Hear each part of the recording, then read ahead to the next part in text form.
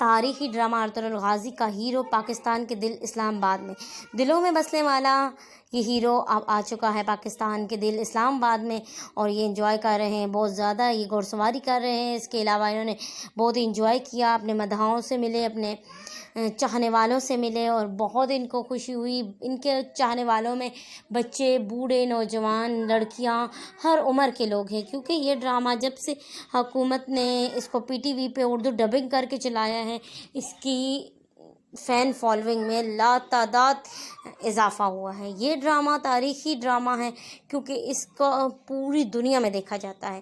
یہ اسلام پر مبنی ڈرامہ ہے، اسلام کے ایک ہیرو پر بنایا گیا ہے، اور اس ڈرامے کو بہت ہی زیادہ پذیرائی ملی ہے۔